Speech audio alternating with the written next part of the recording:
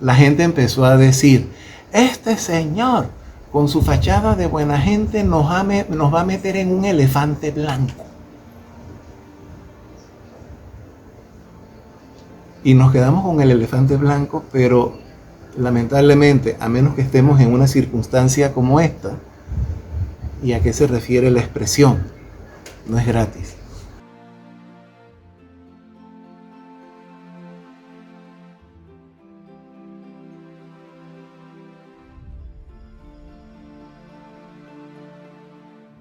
Es una historia muy bonita y más antigua de lo que las personas podrían creer. Lo que ocurre es que el Hospital Santo Tomás tiene más de 300 años de existir como institución hospitalaria, nosocomio.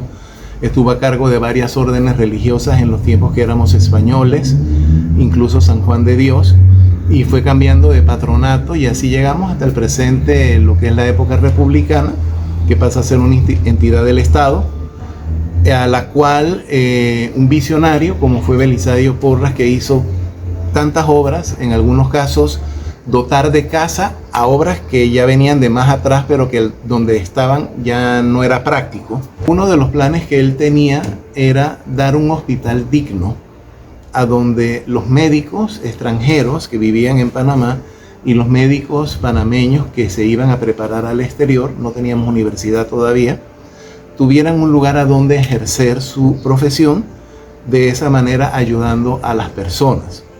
Así surge la idea de pasar a otro nivel a ese Hospital Santo Tomás que estaba en Santa Ana. Y aunque era grande para las estructuras de ese lugar, era pequeño para la población general. Una firma de arquitectos de Estados Unidos, de Panamá y contratistas locales con apoyo del canal fueron los ganadores, y en un espacio de varias hectáreas, eso es grande, se hizo el edificio principal, el cual llevaba otros pabellones adicionales que al final se fueron expandiendo mucho más hasta el día de hoy. Es un complejo. En ese sentido, a veces hay que comprender que hay personas que no pueden creer que se puede pensar en el futuro. No saben que no está prohibido soñar y que a veces ese soñar puede incentivarlo a uno a llevar a la realidad de esos sueños. Bueno, Belisario Porras no era un soñador, era un visionario, y en su visión él tenía que Panamá iba a ser un país grande, que se iba a desarrollar, que su población era digna y que merecía lo mejor.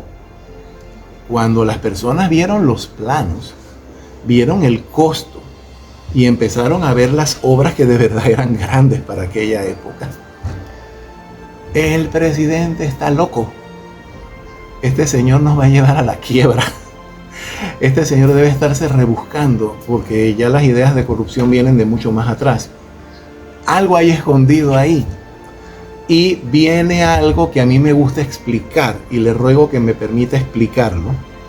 La gente empezó a decir, este señor con su fachada de buena gente nos va a meter en un elefante blanco. Y obviamente no hay ningún elefante. Entonces, mire usted qué gracioso es. Tendríamos que echar atrás al reino de Siam, actual Tailandia, en donde hay una cierta frecuencia de que el elefante asiático nazca albino, elefante blanco. Es considerado una señal divina y de prestigio y de buenos tiempos. Entonces el rey de Siam recogía a todos los elefantes blancos y tenía un lugar especial, no en el palacio, a donde eran 2 o 3, 4 al año si acaso, y morían. Si morían de viejo estaba bien, no hay problema, pero esos elefantes les doraban los colmillos, les ponían vestidos de seda, les ponían mantos que tenían incrustaciones de perlas y piedras preciosas, porque eran vistos como casi una divinidad, una señal de buen augurio. Pero hay una cara negativa. Si un miembro de la nobleza, si un gran dignatario, si un gran general cometía un acto delictivo de traición o hacía enojar al límite al rey, él tomaba una determinación. Y esa determinación se conocía por el escándalo que iba a haber en la ciudad. ¿Cuál era esa decisión? De repente las personas veían por una calle a lo lejos que se acercaba una comitiva real, vestida de oro, con músicos y, bueno, una cosa espectacular. Que se quedaban así viendo porque a veces el rey paseaba. Y cuando venían a ver era un elefante blanco, lujosamente vestido, que venía en esa comitiva. Y la gente nada más que hacía así y preguntaban, y cuando sabían a dónde se dirigía, iban rapidito a la casa de esa persona y le decían: no te puedo volver a hablar más, has caído en desgracia, viene tu sentencia en camino, prepárate. Mire, había personas que se suicidaban y a veces arrasaban con toda la familia, y los que no, y que pensaban, porque eran ricos y a lo mejor se habían enriquecido ilícitamente, a lo mejor pensaban que no iba a pasar nada y recibían el elefante. Mire, usted tiene que saber cuánto come al día un elefante. Y el elefante blanco le daban además comidas muy finas. Y tenían que vestirlo y bañarlo y tener personal que se encargara del elefante y tener un lugar especial a donde tenerlo y alberca con agua limpia.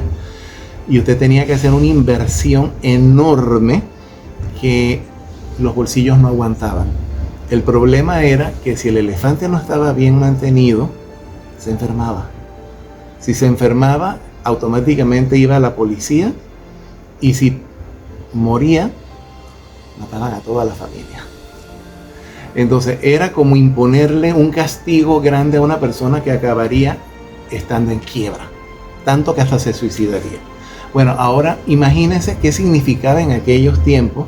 Este señor nos está metiendo en un elefante blanco. O sea, sí, sin elefante, sin rey de Siam, sin nada de eso. O sea, ha hecho una inversión tan grande que la va a pagar el pueblo, el Estado, y no vamos a aguantar ese precio. A eso se referían. Bueno, el asunto fue que si algo tenía Porras era, además de visionario, era bien tesonero. Es por aquí, es por aquí. Y finalmente, el último año de gobierno, los últimos meses de gobierno, de hecho, él se dedicó a inaugurar las últimas obras que le quedaban. Avenida Balboa, Monumento a Balboa, los archivos nacionales, ciertas avenidas del área de la exposición y, por supuesto, el Hospital Santo Tomás, su casa nueva. Ya, eso es el elefante blanco. Ahora, el Santo Tomás también tiene otra historia, no del todo bonita. Como hospital, sí, cumplió lo que tenía que cumplir, ningún problema. Hubo un tiempo en que, y es feo decirlo, pero es la verdad, de las autoridades del canal muchas veces asesoraban al gobierno panameño, y en esas asesorías ellos decían que habría sido mejor que personal del canal administrara ciertos ministerios y, por ejemplo, el Santo Tomás, porque Panamá todavía no tenía experiencia y no tenía el conocimiento suficiente para hacerlo. Entonces así encontramos que de repente el Santo Tomás era un nido de anglosajones y extranjeros en donde los panameños eran invitados. Eran directores, pero ya. Incluso, como el Santo Tomás se fue quedando pequeño, ya sabemos que Porras no pudo encontrar cama para cuando él estuvo enfermo y muere.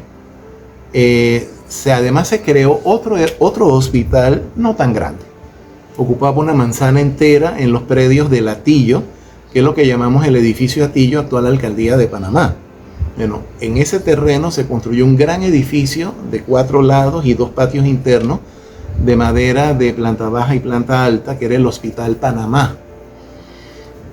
Se construyó porque en el Hospital Santo Tomás empezó a haber más médicos y enfermeras panameños, y los otros querían conservar su estatus. Entonces crean este hospital, esa clínica, para irse y hacer como quien dice la competencia, porque ese es un servicio del Estado y esta era privada, el Hospital Panamá. Ahí el hospital Santo Tomás empieza a ser nuevamente panameño, da muy buenos resultados, muy buena administración, pero estaba entonces esa competencia. A esa competencia a su vez le vino otra competencia que ya fue en los años 50, que fue los médicos panameños privados que crean entonces el Hospital San Fernando. Imagínense usted cómo vamos de hospital en hospital y hay historia. El Hospital San Fernando era un conglomerado panameño de hospital privado. El Hospital Panamá era un conglomerado más que todo anglosajón e internacional de atención médico hospitalaria. Y el Santo Tomás era el nosocomio nacional, a donde se atendía todo el pueblo que podía mientras las instalaciones tuvieran capacidad. Así que a través de los años a la Santo Tomás se le dotaron, como tenían grandes jardines, se le dotó de un monóptero en uno de los jardines, que es una estructura muy linda que parece griego-romana, sostenida por columnas de mármol, es circular, tiene unas rejas que se abren semicircularmente, y ahí es donde hay un sitial para hacer misa campal los domingos, que hace mucho que no lo hacen, y ahí está la estatua de Santo Tomás, Santo Tomás de Villanueva, que es a quien está dedicado el edificio por la fecha o en que se hizo la primera piedra o cuando se inauguró, una de las dos, de tal manera que ese recuerdo está ahí, la primera piedra, está en la fachada del edificio principal. Si uno camina por los jardines, uno la va a ver enseguida. El Hospital Santo Tomás fue la sede de Augusto Samuel Boyd, médico panameño ilustrísimo, que estando allí y en otras clínicas, le permitió escribir un libro que se consultó por muchos años, 10.000 casos en anestesia raquídea, era de consulta obligada en todo el mundo. Adicionalmente, él trajo unas enfermeras alemanas, no es que fueran tantas, a lo mejor fueron 15, 20 nada más, que fueron la semilla de lo que posteriormente sería la Escuela de Enfermería de Panamá, que sigue siendo excelente, y se transformó en la Facultad de Enfermería. Entonces es lindo saber que ese fue el hospital escuela, en donde ocurrieron cosas que fueron permitiendo cambios. Luego ya en los 40 se crea el Seguro Social, atención médica, y más adelante, ya tirando a los 60, viene la idea de crear el Hospital General, el de la Transísmica, que antes era color verde. Entonces, cuando se crea el Hospital General del Seguro Social, empezaron a ver los dos hospitales escuela. El Santo Tomás, que es el más antiguo y el que tenía más prestigio, y la Caja de Seguro Social, que como venía nueva y con dinero fresco, también tenía lo último, y sigue teniendo lo último. Entonces, como el Hospital General se construyó en terrenos de la Universidad de Panamá, la universidad hizo un convenio con la Caja de Seguro Social para que los estudiantes de la Facultad de Medicina lo usaran como hospital escuela. Esto es maravilloso, es historia de la medicina en Panamá. Han habido médicos muy buenos. Estuvo el doctor Pirro, que se consideraba el tercer anatomista del mundo. En la época de la Guerra Española, Guerra Civil Española, cuando surge Franco, no se lo puedo decir con nombre propio porque no es mi área, pero le invito a que vaya un día a la Facultad de Medicina, a la sala de patologías, y usted va a ver ahí una sección, eso se llaman preparados. Son tejidos que fueron extraídos y encapsulados en acrílico, en resinas, cosas así, y tiene su letrero de qué se trata. Vinieron médicos españoles de primera, que vinieron a enriquecer el conocimiento, porque ya usted sabe, después de que se termina de estudiar medicina, viene el internado y viene lo que es la, si se le quiere llamar la especialización o a lo que uno está más inclinado, que pues es ginecología, qué sé yo. Ya después si se va a especializar en una cosa de neurocirugía, eso es aparte. Entonces, qué lindo es ver cómo la historia de la medicina de Panamá está viva, y desde antiguo nosotros tuvimos a un gran protomédico en tiempos españoles. Protomédico es la palabra para hablar de un médico titulado, que tiene idoneidad y que ha sido completamente autorizado a ejercer la medicina. Era Sebastián López Ruiz. Él revolucionó las salas, llamémosle gineco-obstétricas, de los hospitales del Virreinato de la Nueva Granada. Él escribió al rey Carlos III lo deprimente y mal organizada que estaban esas salas en la Nueva Granada, y el rey le hizo una encomienda mediante la cual le ordenaba mejorarlas y rendirle informe directamente a él. Mientras estuvo en Panamá, también él atendía en lo que es el Santo Tomás, solo que aquí más pequeño, no es un virreinato. En fin, la cuestión es que tenemos una bonita vida en donde el Santo Tomás antiguo y moderno juega papeles cruciales. No hay que olvidar igualmente las adiciones. Hoy es un complejo enorme, gigantesco. Y aunque se maneja un poquito independiente, no hay que olvidar eso que es un orgullo nuestro, que es el Hospital del Niño. Es también del Estado, no es del Seguro Social. Bueno, el Seguro Social también es estatal, pero no del Ministerio de Salud, pues, no es del Ministerio de Salud. Está a un lado del Santo Tomás, de tal manera que hay un asocio para una especialidad pediátrica, en donde todos los días se sigue viendo que personas que gastaron fortunas en hospitales privados acaban llevándolos ahí y la criatura se salva, mejora, etcétera, etcétera. Todo está ligado al Santo Tomás también. Hay mucho que decir. Oh, sí, la población es mucho más grande que la oferta que puede dar, aunque sigue siendo gigantesco. Mire, se lo voy a poner de una manera, yo le digo folclórica. Con exactitud yo no sé cuánto costó el Santo Tomás, el original. Sé que costó caro, pero se lo pongo de esta manera. Si usted va a San Felipe y usted ve una manzana enorme, de un lado está el Palacio Nacional, que es la sede del Ministerio de Gobierno, y del lado de atrás está el Teatro Nacional. Esa obra la hizo un mismo arquitecto, Gennaro Ruggeri, y cuando él entregó la obra, los dos edificios costaron $630,000 de la época. Entonces, supóngase que el Santo Tomás haya costado $800,000 de la época. Panamá tenía 300,000 habitantes. No había una recaudación demasiado grande de impuestos. Sí, había las sociedades anónimas, pero lo principal, que era el canal, no podíamos entrar. Teníamos restringido eso, que nos podría haber hecho un gran ingreso de dinero. Entonces es claro que para un tiempo como aquellos, 600, 700, 800,000 dólares balboas de aquella época que se contaban en oro, deben haber escandalizado a las personas y pensar que podía haber alguna cosa oculta. Sin embargo, si eso se tuviera que haber hecho al día de hoy, debemos recordar que en 1980, cuando se inauguró el Centro de Convenciones Atlapa, eso costó $75 millones. Y no es un hospital. Sí, tiene un teatro, tiene un centro de convenciones de más de 3,000 metros cuadrados, los estacionamientos, sí. Pero 75 millones más todo lo que se le ha tenido que meter de mantenimiento y de inversión. Ahora imagínese usted un Santo Tomás del tamaño que era el original hoy en día, podría estar en varios millones de dólares. Siempre en una administración pública,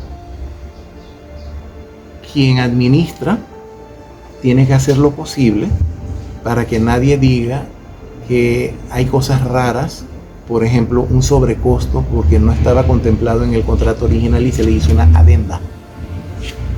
En aquellos tiempos esas adendas no existían. Es esto. Se acabó. No alcanzó, el otro gobierno verá. Pero no hacían sobrecostos. Le pongo un ejemplo, porque está ahí mismo enfrente al Santo Tomás, que es el monumento a Balboa. Si usted ve una foto de cuando Belisario Porras inaugura el monumento y usted ve el monumento, se va a dar cuenta que no está acabado. Sí, la estatua, la base y la cosa, pero las escaleras no tienen barandas, le faltan cosas. Él dijo, yo llego hasta aquí. El gobierno que venga sabe que esto es algo meritorio y lo llevará a su conclusión como así fue. Así que antes se tenía cuidado de no hacer adendas ni sobrecostos. Aún así la gente decía que algo había. A manera de recomendación, ¿cómo debemos los panameños mirar al Hospital Santo Tomás después de hacer este repaso en la historia? Debemos verlo con cariño, con gratitud, porque es la casa hospitalaria de todos. Aún siguen viniendo del interior, por más que hay hospitales en todos lados.